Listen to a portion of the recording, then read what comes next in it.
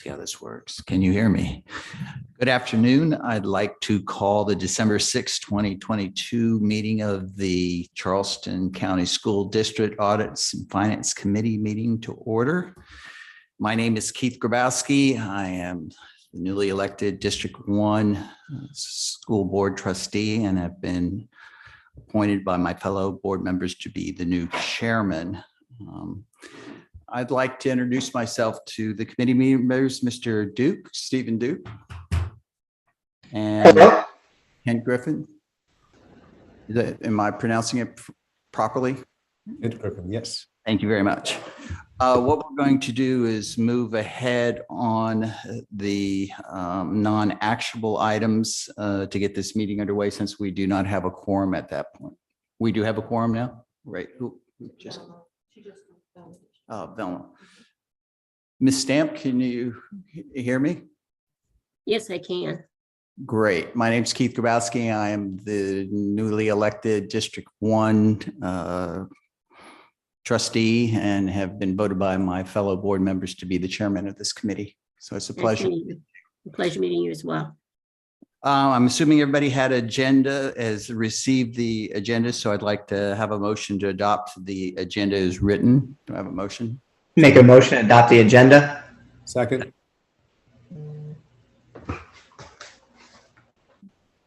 Do I have a second? Second.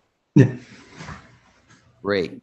I'm assuming everybody has read the minutes and have reviewed the minutes of the previous November 1st and November 10th, 2022 meetings. I'd like a motion to approve the minutes as written. So moved. Second. Excellent. And we'll move on to item number 4 on the agenda, which is the District 1 allocation of funds. I'll defer to Mr. Barori to cover this item. Yes, I'd like to introduce Ms. Angela Barnett. She's the head of our Planning and Real Estate Department to present this item. Good afternoon, audit and finance members. This item is concerning the October 24th, 2022. The board approved the sale of the former McCulloughnville Middle School to the town of Mount Pleasant for $325,000. The town of McClellanville. I'm sorry, town of McClellanville. From the net proceeds, once we close on this property, which we are slated to close December 14th, after closing costs and commissions, we're looking at approximately $310,000 in net proceeds.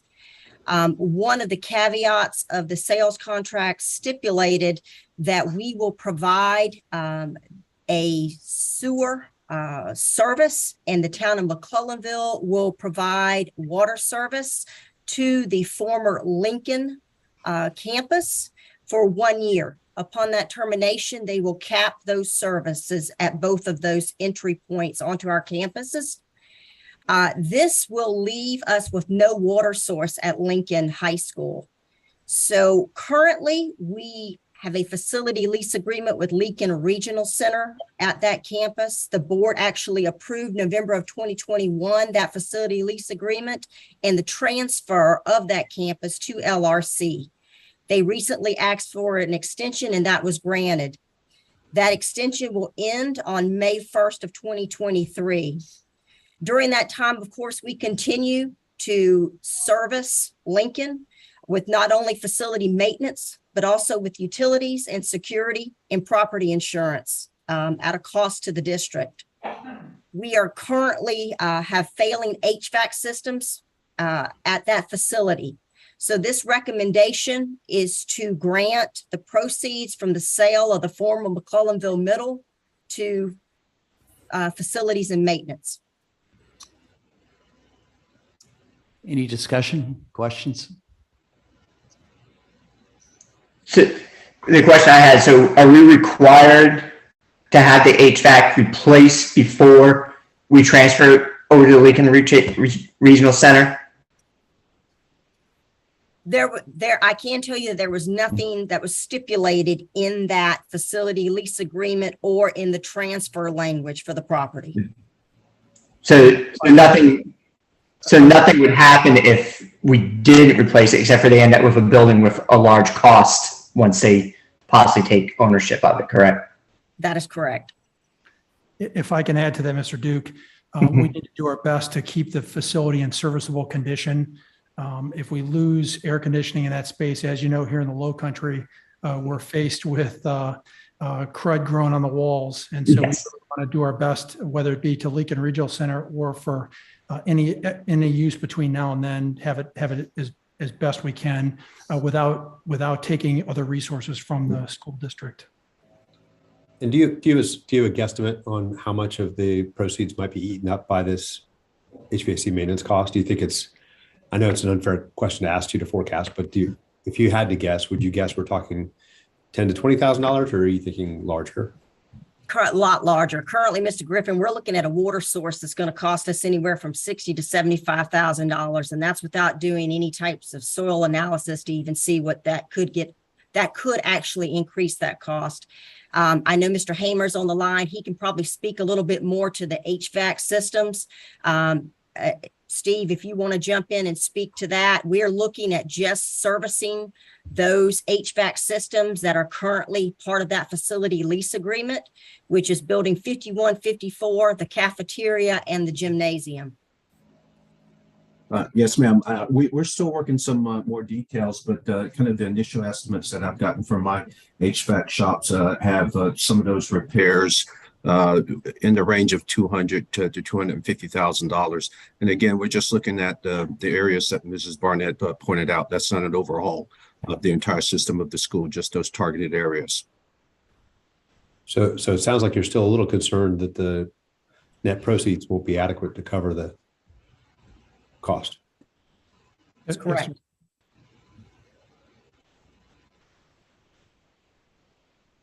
And these HVACs need to be replaced sooner than later, right? So we would replace them, even if you had the money, we would replace them now so they continue to work even while we still have, responsibility for the buildings, correct? That is correct. I mean, no matter what, we were trying to make sure that our facility lease agreement, that does stipulate that we do need to keep some type of service to those specific facilities. And what's the HVAC for the rest of the building? Are those okay, or we're not monitoring those since they're not using those sections of the school? We're continuing to operate utility systems at minimum air conditioning to keep some humidity control in the facility. So we're continuing to expend utilities. We're continuing to expend breakdown maintenance costs. We have not done capital maintenance in the facility since Lincoln closed. We reallocated those assets, obviously, to operating schools. We're just doing the best we can to keep the system operational across the board.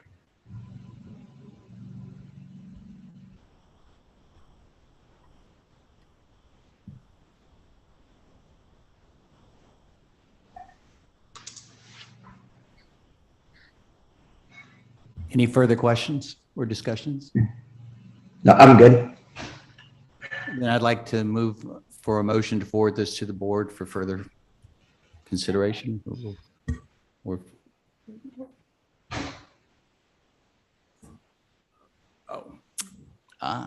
Thank you very much. I'd like to receive a motion to allocate proceeds from the sale of the former McCullenville Middle School to facilities management for the former Lincoln High School. So moved. Second. Excellent. Moving on to item number 5, approval of projects. Oh, no, number 5. Oh, do we have to vote? I'm sorry. I apologize. Can we have a vote on the motion? Aye. Aye. Aye. Aye. Aye. Unanimous. Motion carries.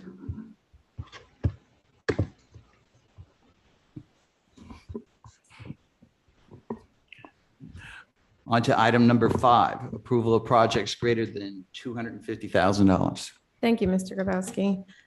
So what you have before you is a list of 7 items that in total $4.7 million. The items are largely related to facilities, maintenance, construction, et cetera. We are asking for a motion to approve the list before you to proceed with the itemized projects.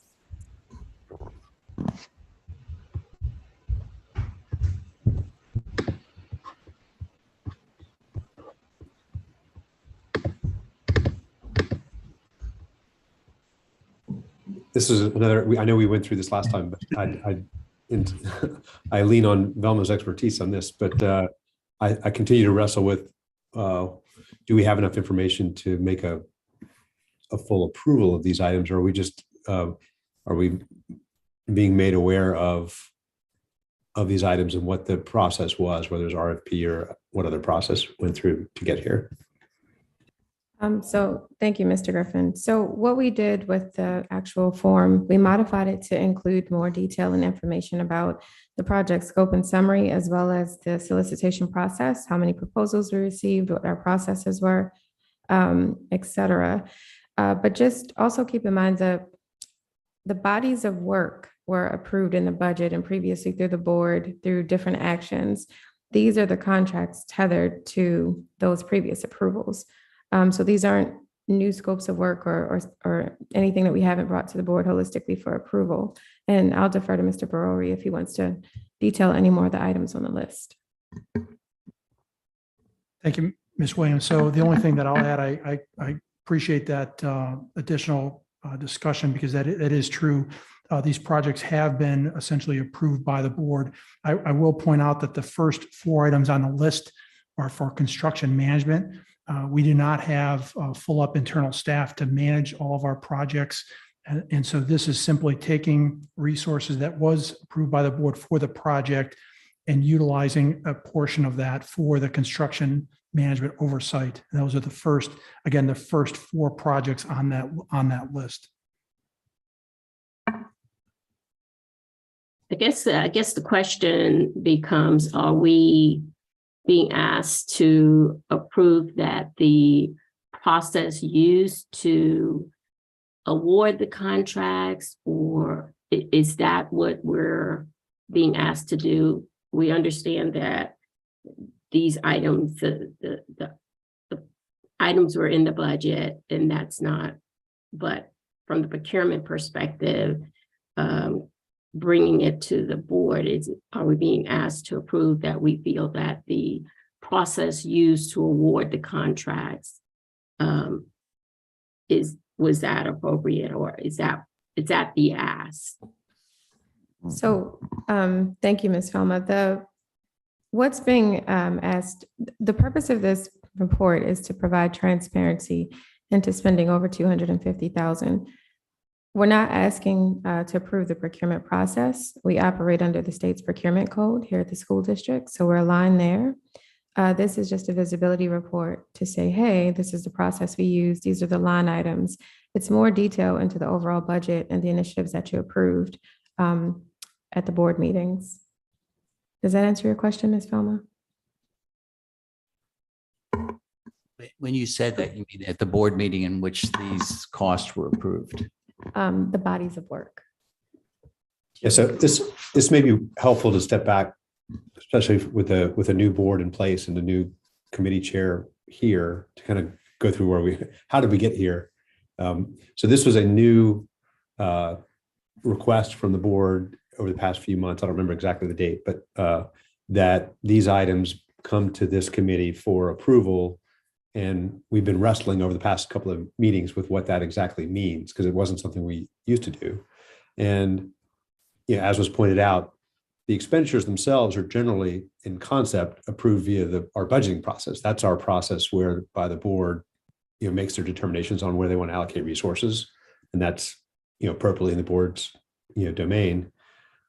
But when it comes time to actually spend the money with a specific vendor, again, as was illustrated, there's a very clear process that they are supposed to go through for procurement, which we understand they generally do. So when we then we're asked to look at this schedule, I think as I can't speak for the whole committee, but I can speak for myself at least, are struggling with what is our approval intended to signify, because I don't think we're in a position to opine on whether this was, the best vendor. That's not, that's what the procurement process decides. We're also not in a position to go back and try to undermine whatever was approved in the board budgeting process either. So, so I personally still wrestle with what the board wants this committee to do as it relates to approving this information. Sorry if I'm being slow and thick, and I'm eager to understand it so I can do what the board wants us to do here, but I'm still not totally there. It almost feels like more of an information. I agree with you, Ken. So it might be worth revisiting with the board. What does the board want us to do exactly? At least give us go through this, perhaps go through the schedule of this one or another one at some point, say, or look at a couple of items and say, what would you want us to not approve about one of these, as an example? Like, what would give us a reason to not approve these? I could, obviously, if it said here that there was no RFP and no process, and that Jeff just picked his cousin to work through this vendor, then yeah, that would be an easy thing for us to not approve. But otherwise, I think we're struggling.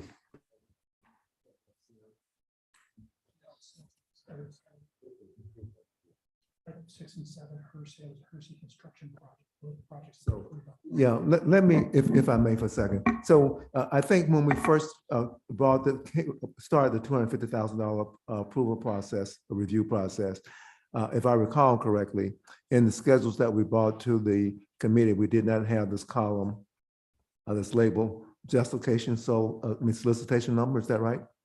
We did not have that We did not detail. have that. Correct. So if you were to go down, as an example, a couple of examples, so down to the bottom, the last item, number 7, which is playground equipment for Hersey Montessori School.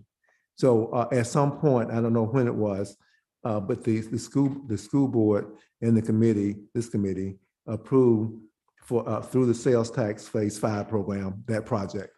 So that project was approved.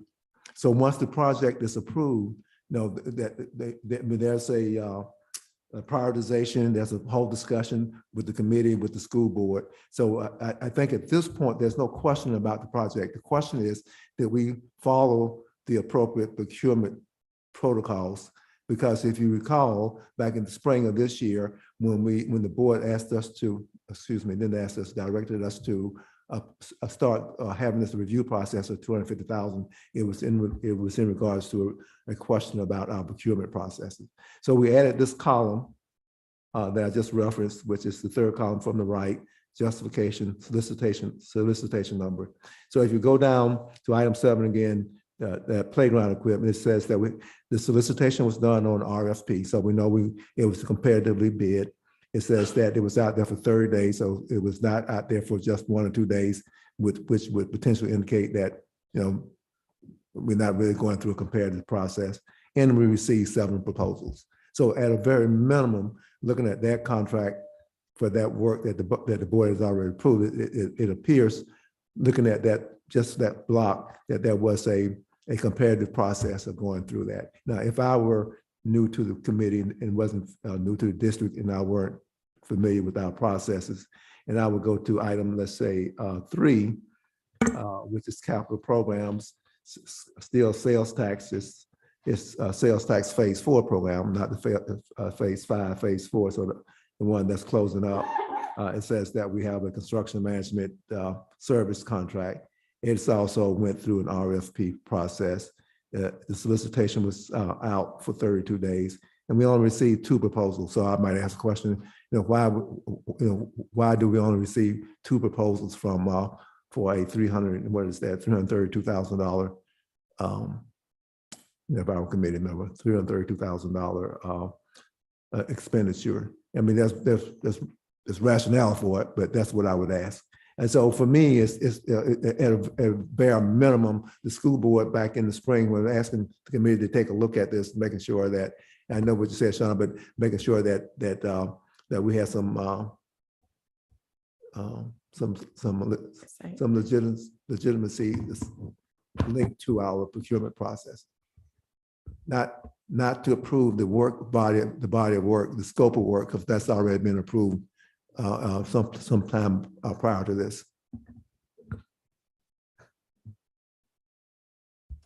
But if I look at item 4 and I see a change order, so I'm assuming if I have a change order, additional funds are being allocated that were not covered in the original RFP. Understand? So where are the funds coming to cover a change order? So those funds have been approved under the change order. And this particular project was approved in October, the increase in cost. So the money was allocated by the board. It is being change ordered to the existing contractor because that contractor is already administering that contract. Mhm. So the project to build the school in D9, that's what this one is specifically for. That was for an escalation in cost based on the road improvements and the increase in building size. So the associated construction management costs increased along with the overall dollar value. So that's a great question. The change order amount has already been approved by the board. The dollars have actually been approved by the board back in October. And this is simply the contract mechanism to expand the construction management oversight. Because I'm still struggling with understanding how we're getting into phase 5 sales tax revenue. Yes, sir. Go ahead. Yes, sir. So Jeff, that's your bailiwick, but so we have various phases, phase 3, phase 4, phase 5. So phase 5 is the current penny sales tax. Begins in 2023. That's right. So it is 2020. That's right. 23 and 23 is the start of that. And phase 4 is the last 5 to 6 year program that's trailing off. We're coming to the conclusion of that. So you'll see in the capital projects reports that's coming up as information shortly that you have several phases. We reported on financial data because we have projects that are active across multiple phases. In the spring of this year, we borrowed money in advance of the 2023 program so we could begin the program at a low interest rate that we'll make up for once we begin to receive our actual funding in 2023 for that phase 5 program. So we're beginning the program early.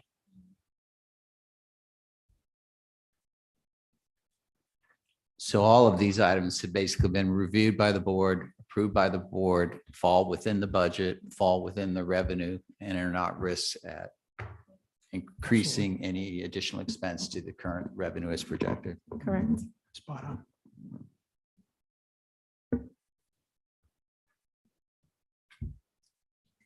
Sorry, and pardon my ignorance, but can you explain what is the Omni Cooperative?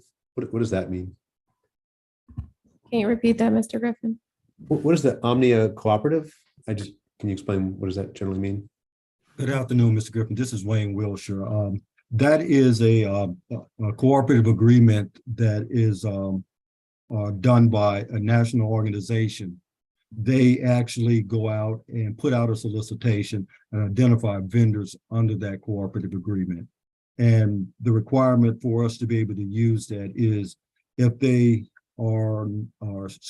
they have to have a local office within the state. So this group does have an office within the state. I hope that answers your question. If not.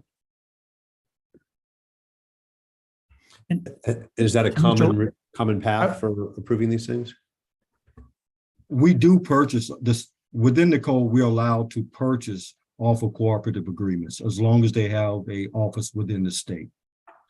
And we try to put out our own solicitations, but when time doesn't permit us to put out a solicitation, we try to use these cooperatives to get the work done as soon as possible.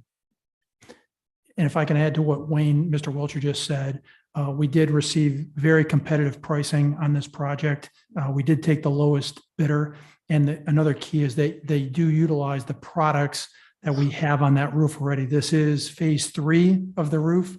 And so it allows for compatibility with the remaining portions that were installed in previous projects.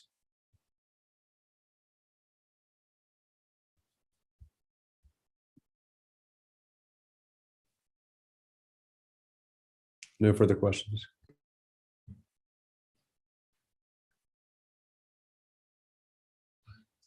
I think we're pretty much in. Any further questions or discussion?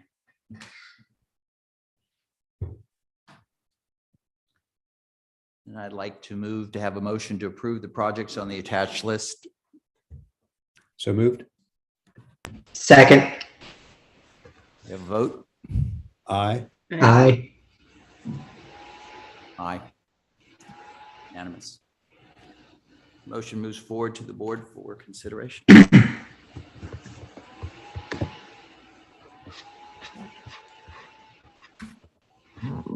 On to item 6, which is an information item, 45-day enrollment counts. Thank you, Mr. Grabowski. So here, what we prepare is a comparison of 45-day enrollment average daily membership this time this year to this point in time last year, in addition to the 135-day count. Overall enrollment is up by 48.08 from the prior year. We also flag here for this report that based on the new state weighting formulas, dual enrollment is no longer funded. However, the thresholds for special education funding increase, the base increased, which will ultimately lead to more increased funding for the district. This report is for information, supplemental information for information. Do you guys have any questions? I know I bring this up every year, but I continue to be interested in us trying to track and identify what I would think of as market share, meaning it's obviously great that we've recovered a lot since, but we're not all the way back to our pre-COVID levels. And I have to believe that there are more students living in our county than there were 3 years ago. And so I worry that I have worried that we were losing market share to private schools, but I'm also, maybe even more concerned that that we haven't gotten everybody back into the school system who may have been lost or lost track of during the COVID period. I don't know how hard that is to do, but I think trying to get some sense of students that are in our county but not in our school district would be important to try to just be aware of. Thank you. Kathy, do you want to add any context to the report? No, ma'am. Okay. So if I may, so to your point, we have recovered a number of students from the pandemic days. But I'm wondering, Anita, when we take a look at our efforts, what would you say? Which department? And you don't have to answer me now, but so it's like a request. Which department would we focus on? Make sure that we have a focus, maybe increase our focus on making sure that we identify kids that may have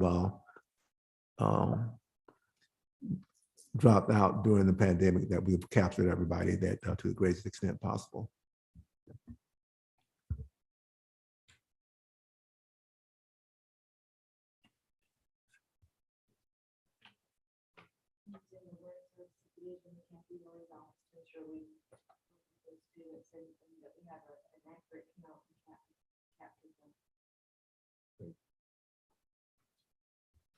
I think it also would be helpful, living in Mount Pleasant and seeing the boom there, if you could break it down as to the various districts to address the question as to which districts may not be capturing students versus Mount Pleasant, where we know, just at looking at Lucy Beckham, we have too many kids.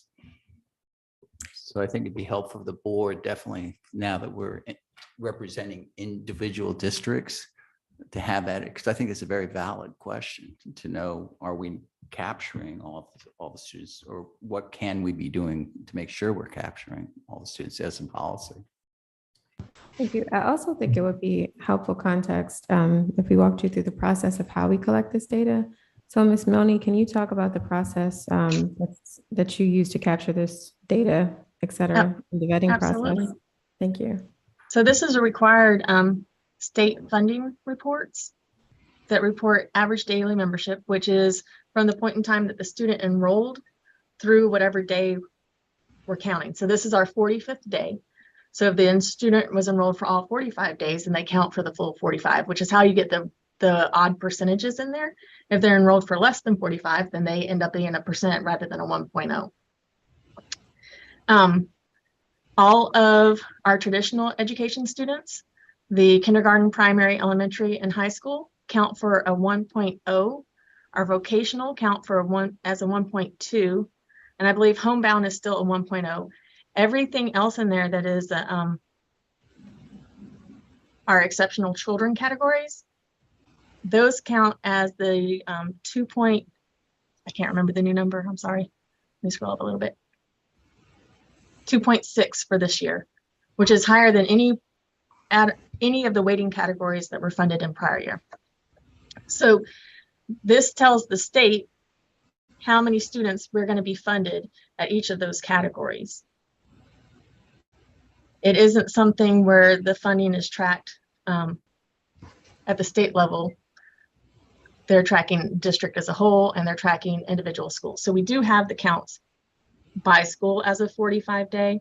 This is an estimate. The ADM is our actual ADM, but they use that to estimate our income for the year, and then they do a true up at 135, and that is our final funding formula is based on 135. So is this data used for anything other than funding? So if you're seeing a dramatic drop in, say, kindergartners or primary, is this data used in any other way to? So some of our program managers monitor their programs based on what their enrollment counts are, which is part of this data. It also impacts our Title I calculations. It impacts our the funding that IT gets, E-rate. So it doesn't, the ADM counts for the district are very important for funding across the district and multiple programs. Yeah, so that's all around funding, but. Yes, but then they also monitor, so, I'm sorry, so for monitoring the level of students, remember that we have kindergartners, not just in the kindergarten category, but also in our special education categories. I guess where I'm going is that if you're seeing, and I guess this gets to the point of having a further breakdown by districts or whatever, but if I'm seeing that I'm losing my kindergartners or primaries, what are we doing as a school district to bring them back in? So is that data used in this way at all to identify and then, you know, have some type of program where we try to recover these students, not just calculate a funding ratio? So I believe our recovery, I'm sorry. Go ahead, Kathy. I was going to say, I believe our recovery efforts have been focused at our early learning to build up our kindergarten. So we're getting out and trying to get the students in school early, get them prepared, and which will also impact our kindergarten class sizes as we have most of those students involved in the public education environment. Do we know what's driving the deficiency or the not deficiency, the fact that we are pretty far behind where we were 3 years, especially on the early childhood piece? Is there something structurally causing that? Or because I agree that's the biggest concern, right? Losing them early. The early childhood piece just got back up to their regular class size post-COVID. So their program is growing quite a bit this year. Yeah, I think going back to Kent and Velma, the thing I think we're missing that or would help is, you know, if these numbers go down, if we knew, are they going down because people are leaving, what we don't think is happening, these students are leaving Charleston County, and then there's not much that we can do if they leave Charleston County, but are there students that are dropping off because they don't like CCSD and they're going to homeschool, or are they going to a private school? Because then we can, those people we can try to save or try to bring back. or even not going to school at all. Or yeah, I mean, there's probably some students out there that left the pandemic and the parents, you know, don't do any type of schooling at all for those students. And how many do we, I mean, I know those are hard numbers trying to track down. Let me offer this. So the ADM report that you're looking at now is used primarily across the various programs, as Kathy indicated, for funding purposes to, as we report to the state. We have a separate process, and Angela Barnett's online here, that actually that works with actual enrollment, not percentages, actual enrollment.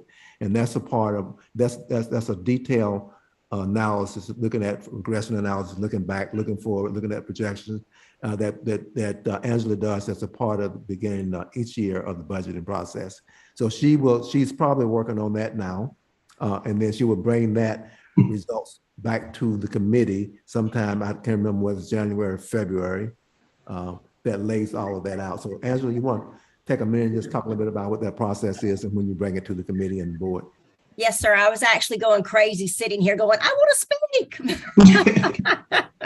This is one of my passion projects, I guess, here in the district. So when you're talking about the ADM also, that 45-day data, that report that she's actually giving you, I also take that report.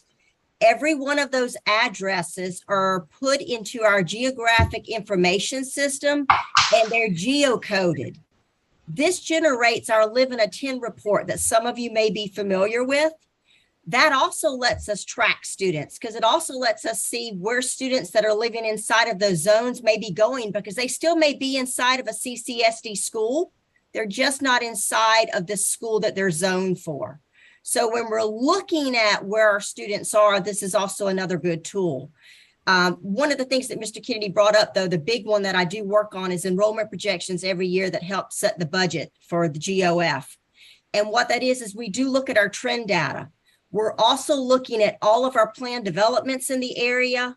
We're looking at our retention rates at each one of our schools, and we do see anomalies, and we monitor those. We're able to kind of target what changed. It's really interesting as we go from year to year and we look at that data, because it does show us different trends.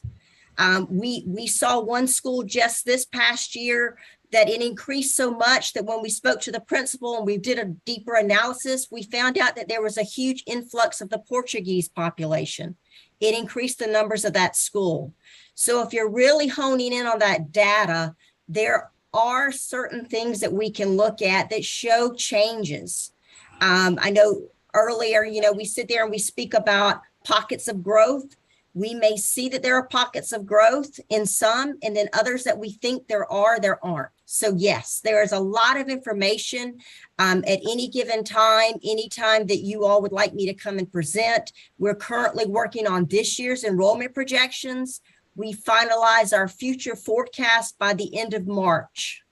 But we already start to do that data analysis now when we're looking at our planned developments and those trend data moving forward. A lot of information, I'm sorry. Oh, that's great to hear. 135-day. When is the 135-day count? Kathy, you get the 135-day, what, in June, July? I think it's earlier. Maybe The reports are due by April 14th, so it should be in March. March, end of March. March to April. I can get you the exact date so that you can share it out. Because I'm assuming there's going to be a big change in January. I would expect there'd be an increase in all your schools in January. Start of the second half, people moving into the area. So, yeah, I would say if you take a look at Charleston County for the last, 7 years probably, the enrollment has been relatively flat. We lost enrollment during the pandemic. We're just coming back up to close to pre-pandemic levels. But when you take a look at the projections that Ms. Barnett will bring to the committee, you will see a relatively flat growth, because there's some point in the not too distant future, I'm sure Angela has the year on top of her, in her mind, where Berkeley County is going to become larger than CCSD, because of the growth is really surrounding us versus inside of the district. And so, we do enrollment projections, and we look at actuals after the fact, and the actuals after the fact for the last, several years have actually been flat. What year is that Berkeley you projecting going to be larger than the CCSD, Angela? Technically, we would look at it 2025. There's a good chance they're going to pass us in 2025 if they maintain the growth they're currently at pacing right now. And that is not our charters. That's just our CCSD schools.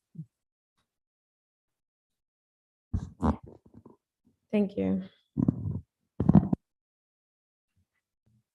Any further questions or discussions?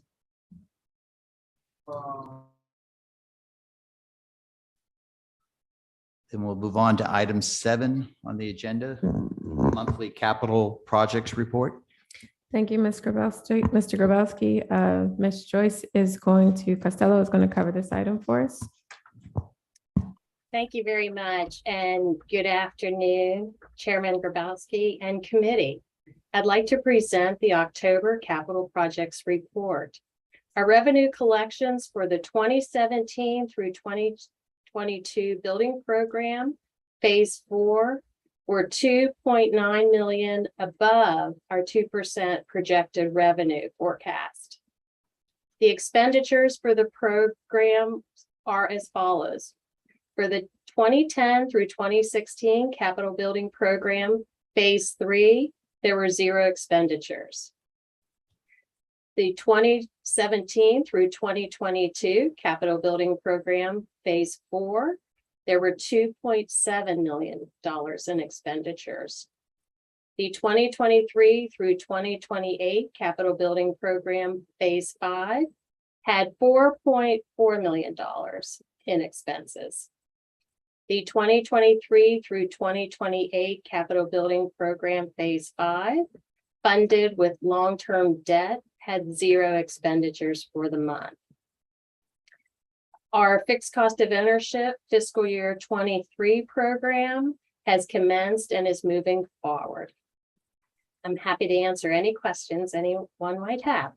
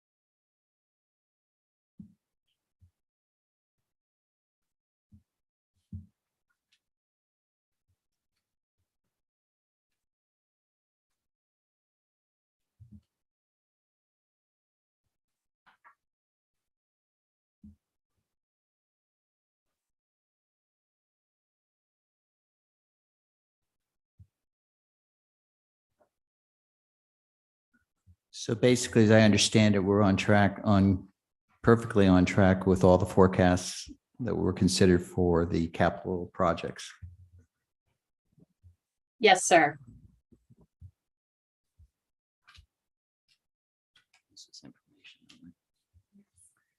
Any further discussions or questions?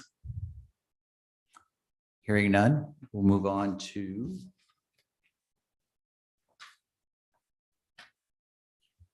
item number 8 on the agenda, which is the monthly financial update. Thank you, Mr. Grabowski. So this report is a snapshot. It looks at a snapshot of our revenue and expenses in time compared to the same point in time last year. And so overall, right now for revenue, we're tracking slightly higher than this time last year, largely related to the state funding formula change that was a byproduct of the legislative session. We actually received $4.8 million, an additional $4.8 million this year for local tax revenue. And due to the state funding formula, it was an $11 million increase. So our overall revenue at this point in time this year compared to last year has increased. Regarding our expenses are tracking a little higher as well between this point in time this year and last year, largely related to the staff incentives that were a part of the FY22 budget, 23 budget. This included a $2,000 salary increase step, as well as maintaining 97% market rate. Those are the significant differences between revenues and expenses. There's a slightly lower expense on the purchase services line, and this is just due to us receiving first student invoices later in the year. Other than that, all other categories remain pretty consistent from the prior year. Are there any questions?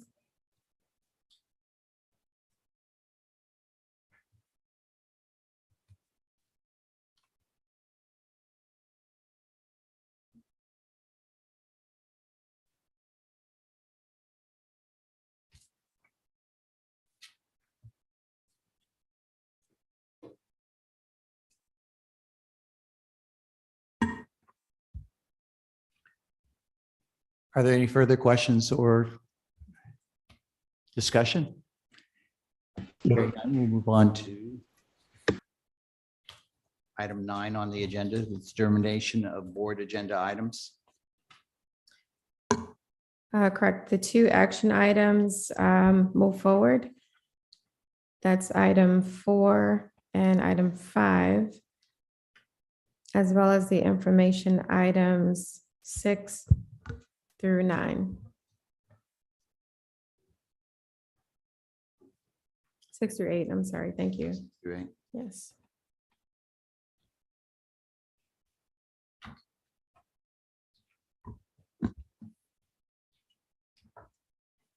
We need a motion on that.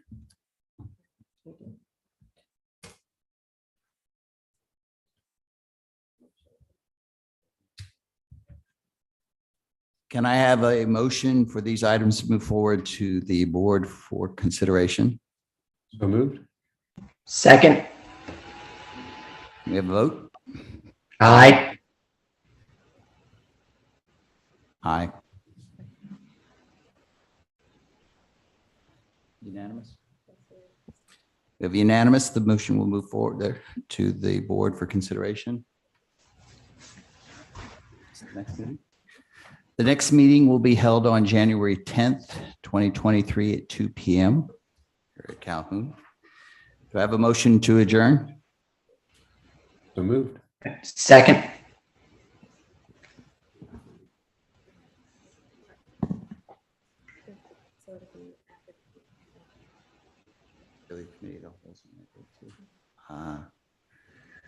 Let me have a clarification.